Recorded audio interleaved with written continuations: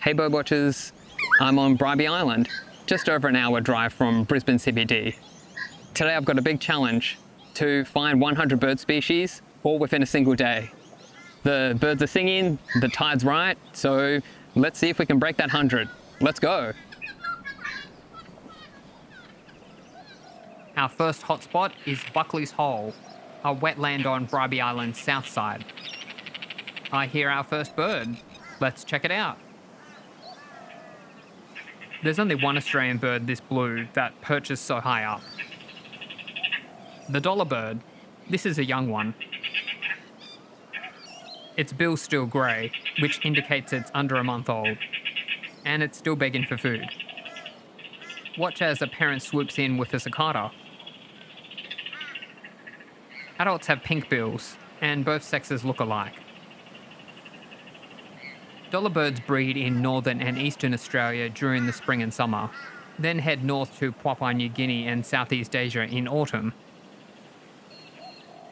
If you see a silhouette of a bird in acrobatic flight whilst making manic laughing calls, it's most likely the dollar bird. There are several birds in this tree. See this sulphur-crested cockatoo standing guard? Its partner's likely to be close, hidden inside a tree hollow. Cockatoos fiercely compete for these scarce nesting sites. We'll find out more about this battle for tree hollows as our adventure unfolds. As we have many birds to cover today, I'll have to be quick with some of them I've introduced previously. This is the osprey, a powerful fish hunter that dives headfirst into the water and even closes its nostrils so it can plunge nearly a metre under the surface. Let's see what else this place has to offer.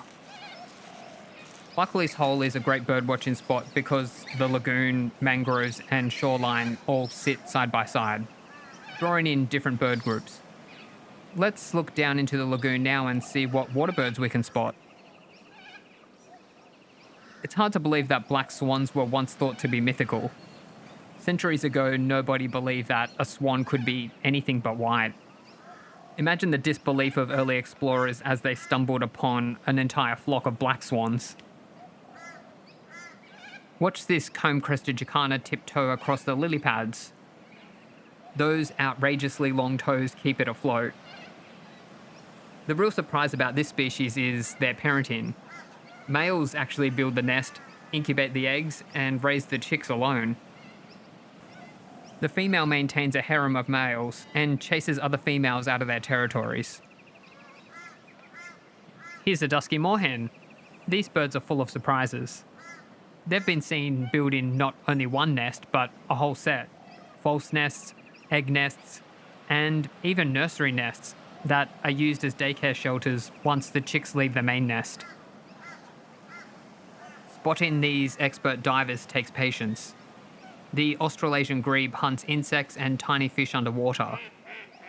If you've ever tried to photograph one, you'll know how quickly they can vanish. Bribie hosts 200 bird species, including rarities and seasonal visitors. Spotting 100 in a single day is possible if you know the right spots. Today I'm taking you to 8 of the best locations, all within 15 minutes drive of each other. Getting around is easiest by car since public transport is limited. Fortunately, you can drive onto the island via the bridge, so there's no need for a ferry. Wait, I hear some scratching in this bush. This orange ball of fluff is a brush turkey chick. They hatch fully feathered and completely independent. Sometimes chicks forage together, but they're not a family. Adult males become territorial in the breeding season. They'll chase all rivals and stray chicks out of the area. After this green railing, we'll swing to the left to reveal a hidden track. This has good waterside views. Ooh, I just saw a bird fly over to the reeds on the right. Let's see if we can spot it again. Ah, here we go. If you look under that dark barren stump in the back, there's a Lathan snipe. This secretive wetland bird spends most of its time hidden in dense vegetation. despite that stealth, they spook easily, hence the whispering. This migratory bird has likely flown between northern Japan and eastern Australia several times in its life. Okay, back to normal. What's going on here?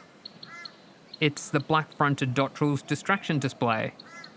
They'll fan and flick their tails to lead predators away from their eggs and chicks. Maybe it thinks I'm the threat. That means it's time to back off. Oh, more cuties. Australasian swamp hens raise their chicks cooperatively, with several adults feeding and protecting the young. The chicks grow quickly, reaching their adult size within a couple of months. Bribie Island is good for birdwatching all year round, with spring offering the best mix of bird life and weather. I'm filming this in summer, and today's temperature is already climbing fast. Here at Buckleys, we're exploring the beach area. There's also a track following the road that leads to a great bird hide. It's just visible in the distance here. Unfortunately, it's closed for repairs. Looks like there's a large group of white birds over on the right side. The ibis-looking birds with the black bills are royal spoonbills. Those with yellow bills are great egrets in non-breeding plumage. During the breeding season, great egrets undergo a stunning transformation. Their facial skin turns vivid green, their bills go from yellow to black, and lacy plumes grow down their backs. At the peak of this display, which is called the nuptial flush, their eyes glow a dramatic red. This striking look only lasts a few weeks, so it's a rare treat for birdwatchers. If you see a heron with a grey back and a white neck, it's the white-necked heron. In the breeding season, their back feathers shine with a red and green sheen. Here's some redback fairy wrens. But for today's challenge, we're only counting birds that can be clearly seen. Unlike the main lagoon, the water on the right is brackish, a term meaning that it's a mix of fresh and salt water. This change results in different birds being found here. We've seen the little-pied cormorants often. They're a small black and white diver found in any wetland.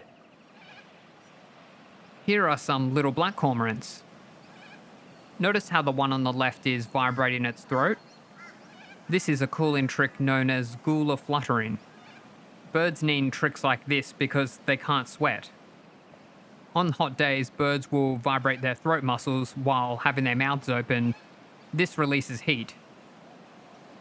It's similar to how humans fan themselves or flutter their own shirts for a bit of breeze. So why is this place called Buckleys Hole?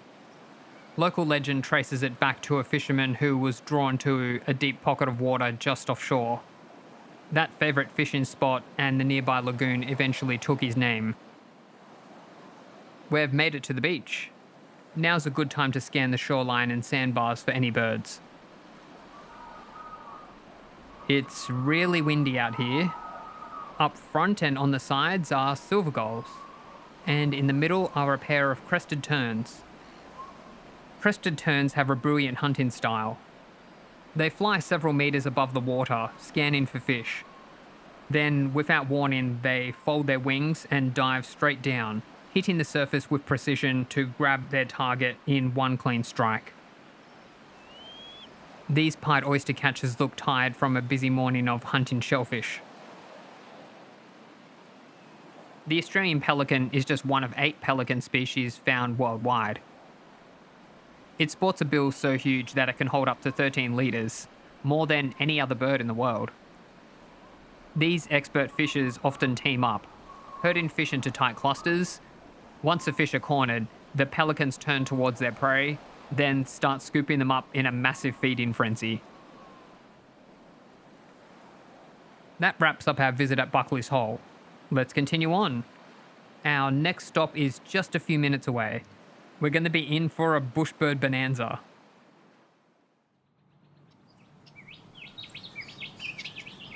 We're now at the north end of Red Beach Access Road. I suggest parking at the corner of Tully Road and exploring this area on foot first. Though it doesn't look it, there's plenty to see here. Once we've finished exploring on foot, we'll return to the car and drive to the car park down the end. Nice! This male rufous whistler has a big juicy caterpillar. It's whacking it against the tree. A classic bird move.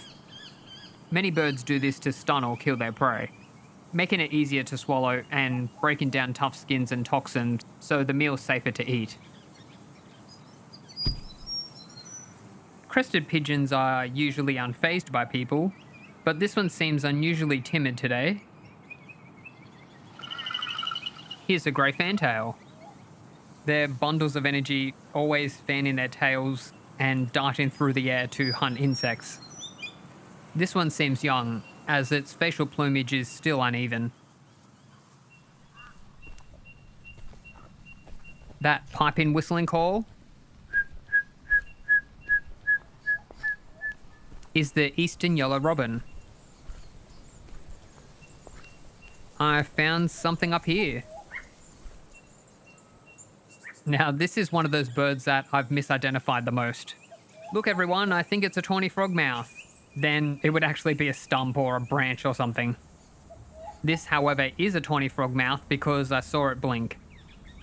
During the day, tawnies will use their camouflage to stay undetected. At night, they come alive to hunt insects, spiders, and even small invertebrates. This was the bird call-in, the bright and cheerful eastern yellow robin. They're a familiar face in forest and woodland edges of eastern Australia. Here's a channel-billed cuckoo, looking like something out of prehistory. They migrate to Australia around the same time as the earlier dollar bird. And notice what it's doing? Yep, that's Gula fluttering again. Time to jump back into the car and head down to the car park. Once you reach the car park, turn right and drive to the end. This area is known as the Aquarium Ruins. There's always a few surprises around the car park. Someone must be feeding this red-browed finch. This species is widespread across eastern Australia. They work in tight little groups, busily working the ground or low shrubs for fallen seeds. Both males and females look the same. The peaceful dove is named for its soft, gentle cooing. It's a small, quiet bird that rarely causes a fuss as it feeds and moves around. Dog owners, it might be a good idea to wash out the public dog bowl next time. These noisy miners are treating it like their own private pool. These are grey butcherbirds. The adult is in the bowl now. It's now the baby's turn. It's like, huh? What do I do? Don't drink the bathwater. These crumbling walls are what remain of a seawater aquarium built here in the 1960s. It was one of Bribie's first big attempts to attract tourists.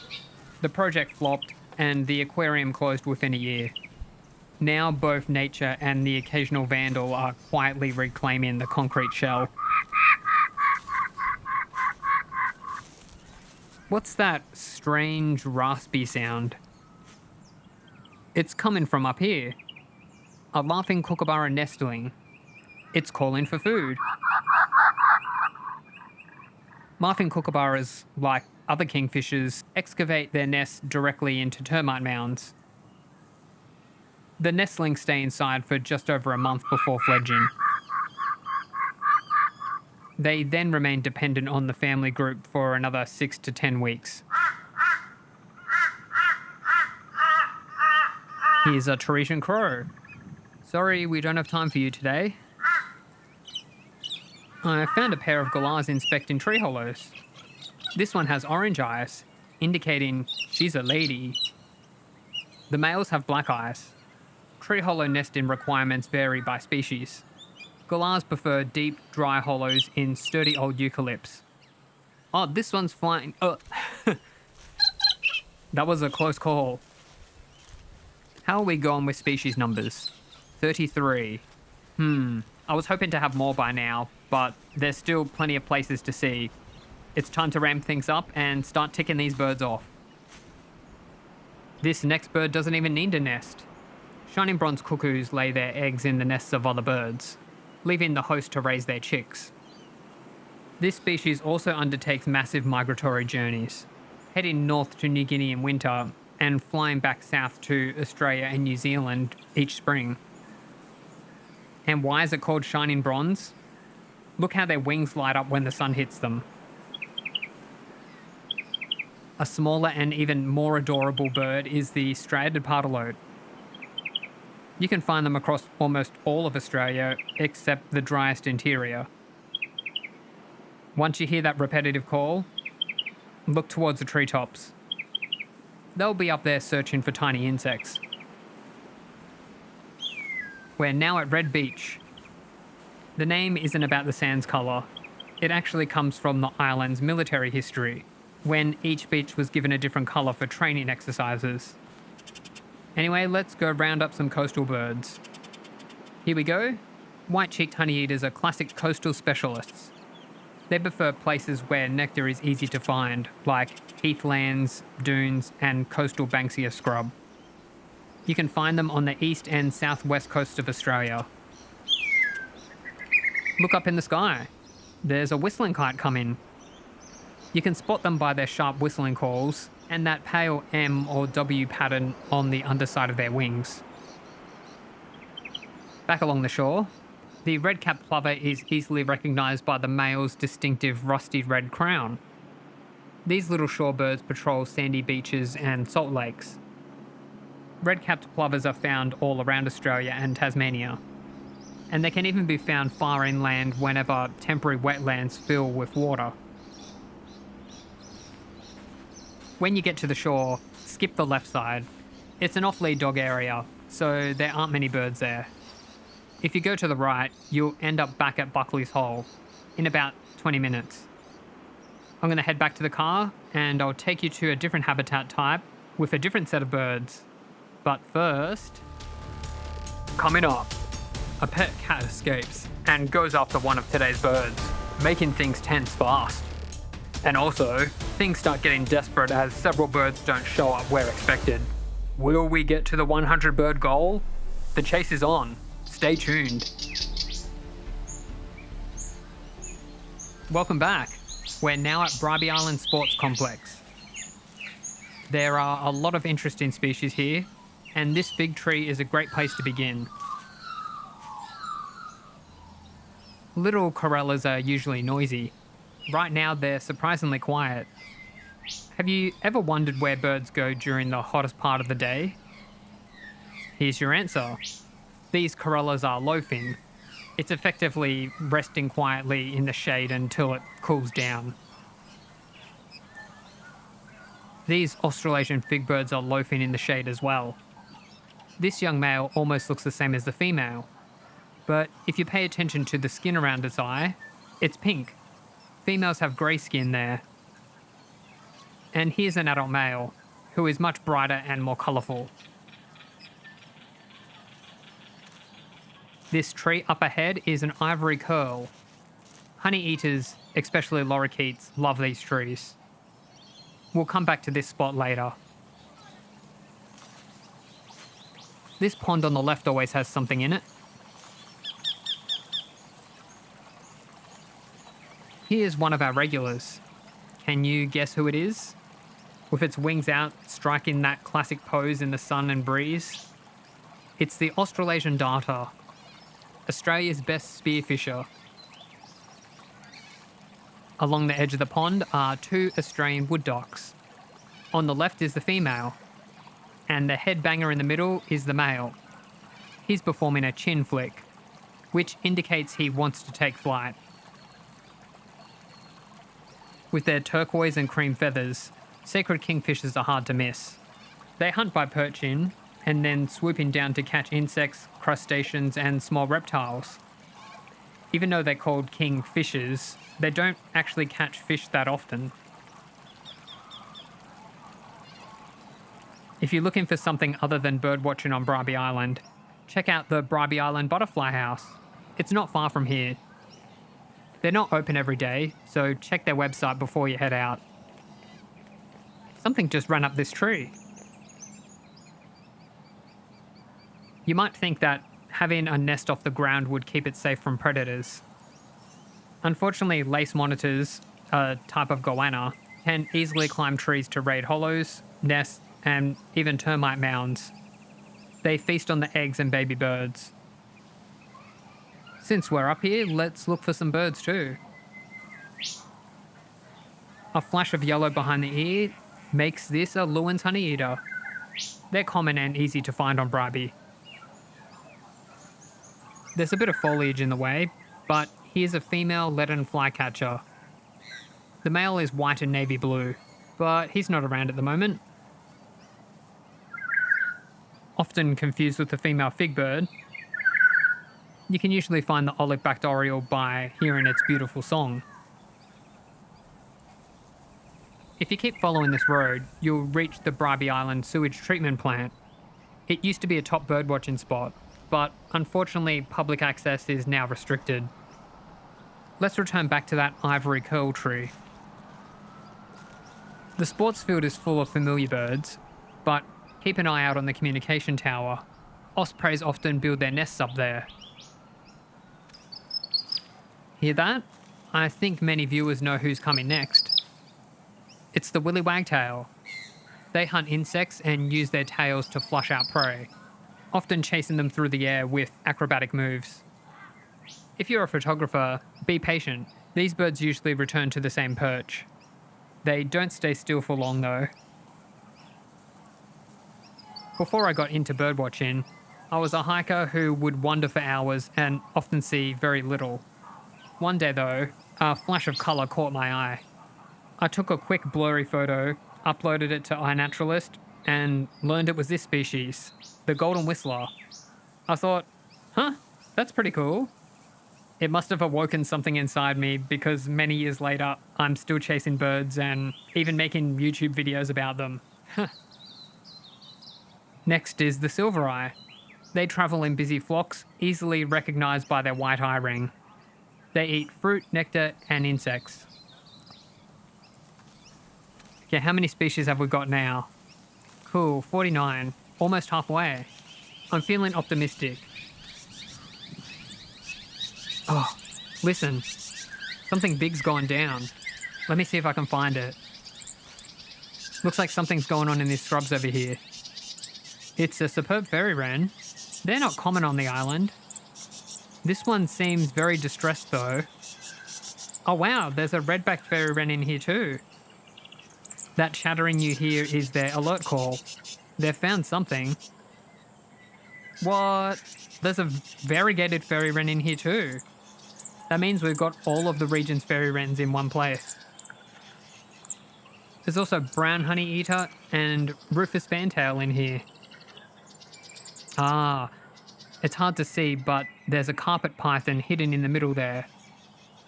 With all these small birds on high alert, they're showing a behaviour called multi-species mobbing. Many small birds will join forces, making noisy calls and swooping close to the predator to drive it away. In normal circumstances, this grassy verge is usually a good place to look, so be sure to explore it a bit. Now it's time to head to our next location to find some shorebirds. Welcome back. We're here at Kakadu Beach. It's a great little spot for birdwatching, with shorebirds, terns and raptors all easy to see from the hide. Despite the name, it's not connected to Kakadu National Park in Northern Territory. Identifying shorebirds can be tricky, so today I'll introduce the species without going into too much detail. Closest to us on the left is an eastern curlew. In the centre we have hundreds of bar-tailed godwits. Godwits can be identified by their black-tipped, pointed bills and their sewing machine-like feeding style. See in the middle, There are several smaller birds. These are definitely different species from the rest, but it's too far away to identify them. There wasn't much shorebird variety out there today. Reaching the 100 is going to be tough now. Let's check out the hide at the other end. Down there, we might be able to get a closer view of those smaller, unidentified shorebirds we got a glimpse of earlier. See those bright orange flowers hanging over the path? It's grevillea, a favourite of honeyeaters and lorikeets. Watch this rainbow lorikeet lap up nectar with its special tongue. When they're not feeding, lorikeets are playful. They're often seen tugging at each other's toes, wings and tails while hanging upside down.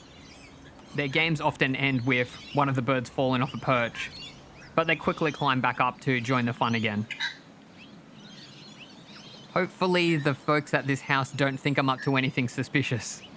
I promise, I'm just birdwatching. Little wattlebirds are noisy nectar feeders, easily recognised by their streaky brown plumage. They're often seen chasing other birds away from the sweetest flowers. This wattlebird is feeding on a young banksia flower. As flowers and cones age, they turn brown and hard. What's truly fascinating is how the banksia has evolved to thrive with fire. The seeds stay locked inside the cone until intense heat from a bushfire cracks it open. Once released, they'll fall onto the ashy, nutrient-rich soil, ready to start growing. If you're planning a birding trip to Bribie and you want to see shorebirds, Kakadu Beach is the best place to go. But timing is everything. This spot is a high tide roost, so shorebirds only gather when the tide is at least 2 meters. I've learnt this the hard way. I once visited at 1.8 meters and there wasn't any shorebirds at all. Well, we saw the young bush turkey earlier. Here's the adult. You'll see plenty of them around here.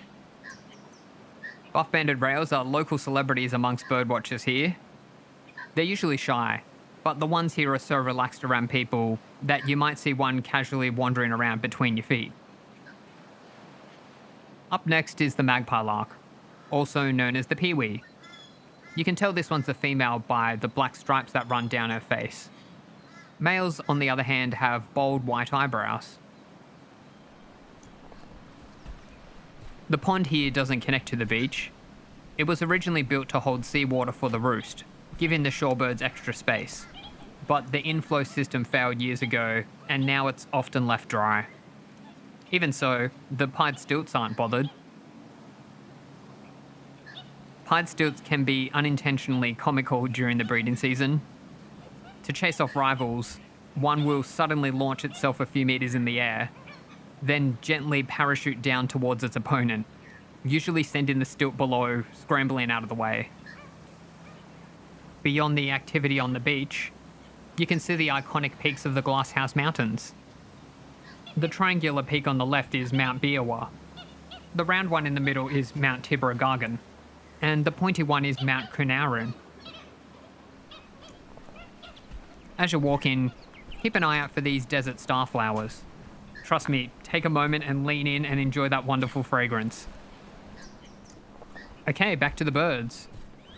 We're now approaching the second hide. Wah! Wah! That's the blue-faced honeyeater. They're some of the boldest and biggest honeyeaters you'll find. They don't tolerate nonsense from noisy miners and will stand their ground. And they're pretty smart too. At some cafes, they're known for raiding the tables for the paper sugar packets. They'll grab one and then fly off to dunk it in water nearby. Then they'll sip the sweet liquid as it dissolves. Funnily enough, they don't touch the artificial sugar packets. And here's a quick view of a white-breasted wood swallow. We made it to the hide. There's a pair of birds here that many people come to see. Let's see if they're out there at the moment. There's one out here, the beachstone curlew. This species usually shows up at random beaches, but a breeding pair is often around here. Unfortunately, all the shorebirds have moved on, except this whimbrel. They're often mistaken for the eastern curlew, but whimbrels have a brown cap, face stripe, and a bill that's just long enough to scratch between its shoulders. unlike the eastern curlew, whose bill is so long that it could scratch its own tushy. I was hoping to see more shorebirds today, but don't worry, I have another shorebird spot in mind. Just a heads up, it can get a bit muddy. Okay, it's time to wrap up here. Let's head to the next spot. Lunch! In the midday heat, most of the birds stop foraging. It's a perfect moment for us to pause, eat, and reapply sunscreen. Wait, is that a bird? There's a grey shrike thrush up here. They're surprisingly stealthy predators. They'll quietly work away on trunks and branches, prying loose bark to expose hidden insects. I don't think I need to leave the cafe. Here's a black-faced cuckoo shrike. These adaptable birds thrive in suburbs and cities. Some even linger near schools after lunchtime, gliding into empty schoolyards to quietly search for leftover food scraps once the students return to class. Speaking of lunch, I should get back to mine. See you soon. Okay, I'm refreshed and ready to go. We're just on the outside of Bibimulya Wetlands. You might be thinking, this doesn't look like a bird habitat. This hotspot is tucked away in the middle of suburbia, hidden behind a row of houses. Where are we up to species-wise? 67. We're getting closer, but with many of the easy birds gone, every new bird is harder to find than the last. Let's see if we can score some quick wins here before trying to make up for those shorebirds we missed at Kakadu. This wetland is buzzing with life. The island in the middle is where we'll find most of the activity. Plenty of white ibis. They definitely count. To the left are some magpie geese. Aw, and here's some crossing the path with their young. Wait, there are young ones, but 3 adults? Who's the third wheel? Actually, throuples are completely normal for magpie geese. Usually 1 male and 2 females. And all 3 share the parenting duties. Working as a team gives magpie geese a big advantage. More eyes to guard the nest, more warmth for the eggs, and extra help feeding the goslings. Hear the Pacific Coal calling? They should be migrating home soon, just as the dollarbird and channelbill cuckoo do. This small wetland might not look special, but it attracts lots of water birds, many of which are hard to find elsewhere on the island. I see something hiding in the grass. Here's the plumed whistling duck. These elegant ducks get their name from the long white spiky feathers or plumes coming out from their sides. Their special whistling call also makes them easy to recognize. White eyes with chestnut coloration. Remember this one? It's the hardhead, also known as the white-eyed duck. And Australia's most common duck is the Pacific black duck.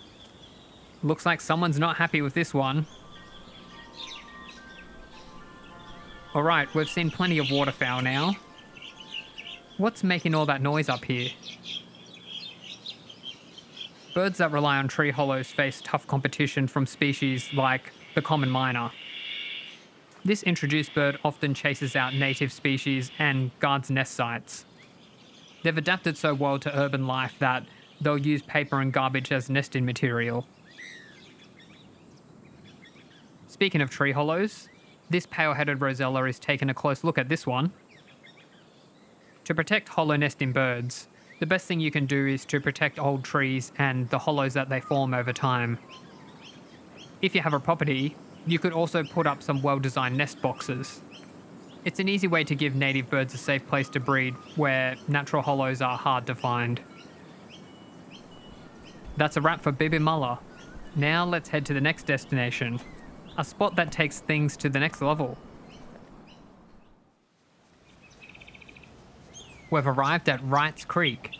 The adventure begins right off White Patch Esplanade. I'll just put my boots on, because I'm gonna need them soon. This stop can be easily overlooked, but trust me, there's plenty to see here. From this bridge, we get an elevated lookout, perfect for spying on secretive mangrove specialists. You usually hear the mangrove honeyeater before you see it. Their pale eye ring and bright iris make their eyes look permanently alert. You can find this species on Australia's east coast, from Townsville down to northern New South Wales. We met the little pied and little black earlier. This is the great cormorant. They can be found across Europe, Asia, Africa, Australasia, and North America. Here's the Tahitian kingfisher. People often mix them up with the sacred kingfisher we saw at the sports complex, but this one has a longer, heavier bill. You'll often spot them on mangrove edges and mudflats. Front-on views of birds can sometimes look odd. This is a Nanking night heron. These stocky herons are most active at dusk and at night, hunting fish, frogs, and insects along the water's edge. Males and females look alike, but young birds are streakier and browner than the adults. Let's head back to the road. Rainbow bee-eaters will normally nest around here, and are often found on this power line. This isn't a bee-eater, but welcome swallows eat flies, mosquitoes, and a lot of other insects. We've also got a spotted dove up here. They were introduced into Australia over 100 years ago, and have adapted really well to suburban life. You'll find them in parks, gardens, and farmland. They're such opportunists that they'll even pick seeds out of cow poo, making use of every food source they can find. Finally found one. Here's a young rainbow bee-eater. Once hatched, chicks spend about 4 weeks underground. They're fed by parents who bring them increasingly larger insects as they grow. After they leave the nest, they gradually develop their vibrant adult plumage over several months. Recently fledged mistletoe birds have orange bills. And there it goes. Be careful when crossing the road. Just beyond the gate and those shrubs, there's a narrow nature strip with a short track. It's great for spotting bush and mangrove birds, though we've seen most of them already today. Still, I managed to find one surprise in there. The restless flycatcher. Males and females look alike, but females like this one have a soft yellow wash across the chest. This is Wrights Creek. The bridge here is a popular fishing spot, though today's unpredictable weather might be keeping the people away. And here's why I put my boots on. We're heading out there, into Palmerstone Passage, the waterway that separates Bribie Island from the mainland. There's often shorebirds feeding on the mudflats. Let's cross the road again and loop onto the beach. If, like me, you didn't get enough shorebirds at Kakadu, this is a good backup spot. You can even use a scope from the shoreline to spot the waders from here. Time to start exploring. Exploring mudflats and mangroves can be fun, but try to stick to the path when possible. This way you avoid trampling young plants. Okay, what's out here? Not overly rare, but masked lapwings are still cool. Once strictly shorebirds, many thrive in suburbia, though some still prefer their original habitat. Next is the little heron, which used to be called striated heron. They can stand perfectly still for a long time, sometimes looking just like statues. Insects and crustaceans don't notice them until the heron quickly snaps them up in their sharp bill. It's unusual for herons to swim at all, which makes it all the more surprising that young little herons will happily take to the water to escape danger. This white-faced heron is trying to fish, but the current is just too strong. Mangrove durigonese are great at hiding. Their beautiful songs draw you into the mangroves, and then they disappear so quickly that you might wonder whether you even saw a bird, or maybe it was just a figment of your imagination. Alright, time to hit the mud. Be sure to check the tides before you go, since rising water can block your way back faster than you'd expect.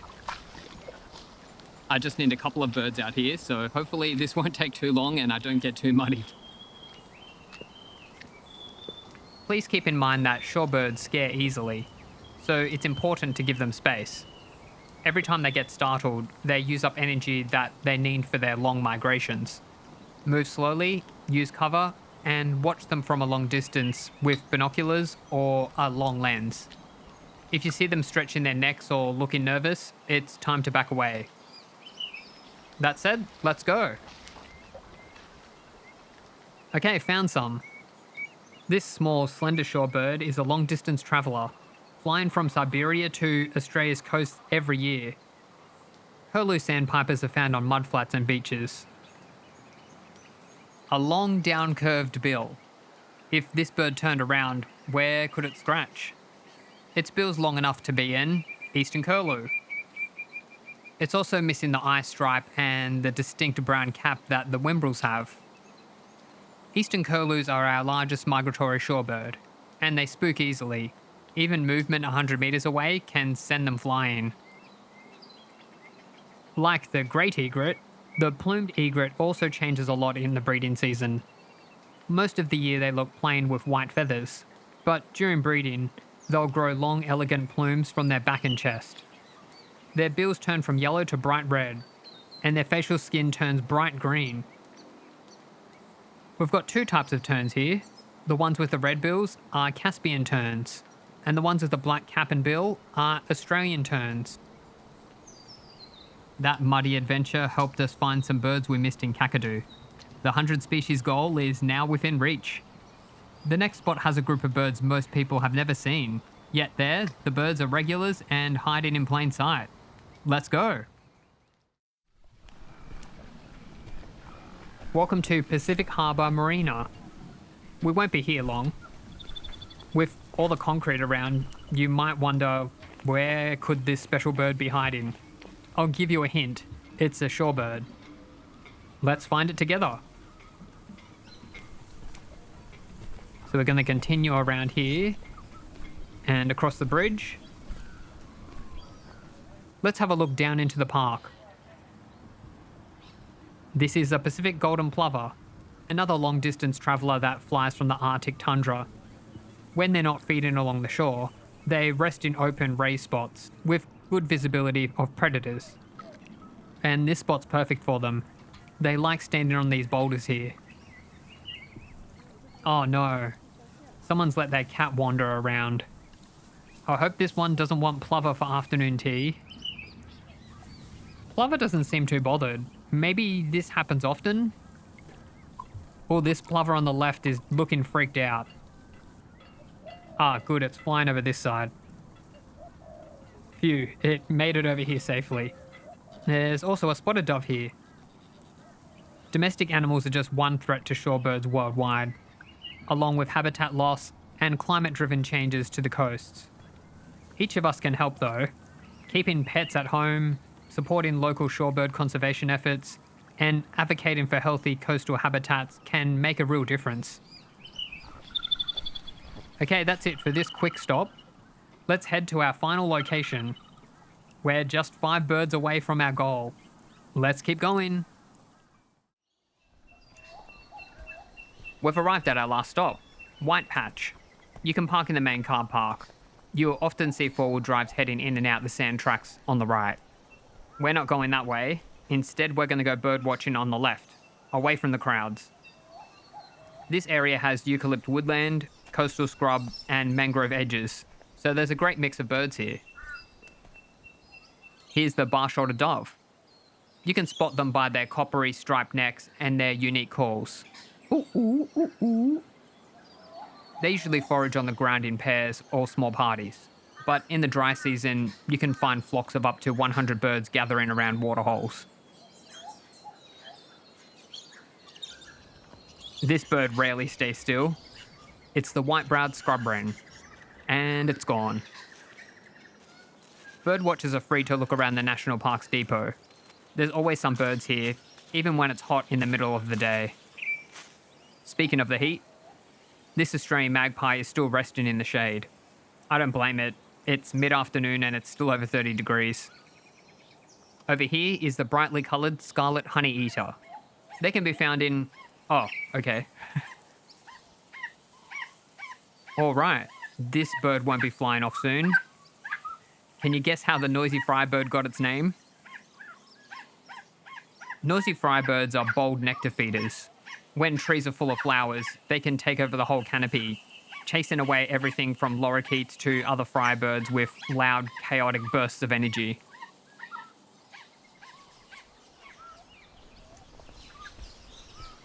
That chatter above is from a massive flock of white-cheeked honeyeaters. We already got those earlier, way back at Red Beach. Whoa, this is cool. It's a frill-necked lizard. I might be showing my age, but does anyone remember the old 2-cent coin? This is the lizard that you'd find on it. When this lizard feels threatened, it puts on a great show, spreading its frill and hissing to scare away predators. Okay, no more distractions. Let's stay focused. We're on the final stretch. If you caught my previous video, you'll remember the pied butcherbird, one of nature's most talented mimics. Many viewers have shared their stories of their local butcherbird copying sounds like car alarms, reversing trucks, babies crying, and even people singing. When it's not making its cicada-like call, the Sahul cicada bird is easy to miss. This one is a male, which you can tell from the dark grey plumage. That makes 99 bird species we've seen today. Just one more to go. Wow, what a day of birdwatching. We saw honeyeaters, parrots, birds of prey, shorebirds, and many more. All of today's locations are in the video notes. If you enjoyed this adventure, please like and subscribe, and tell me in the comments which bird was your favourite. When you engage with my channel, it helps show the video to more people who might like birds. I can see the finish line ahead. And for those who have been patient to stay with me for just under an hour, there are 2 birds up here just ahead. Number 100 goes to the white-throated gerygony. It's a small, lively warbler with a sweet fall-in song. Here's number 101, the spangled drongo. These birds are amazing flyers, catching insects in midair with incredible skill and acrobatic moves. They're not just great hunters, they're also known for being cheeky. If they see a good food source crowded with other birds, the drongo will mimic one of the local birds of prey to scare away the other birds. That's a wrap. Thanks so much for joining me. Happy birdwatching, and I'll see you next time. Bye.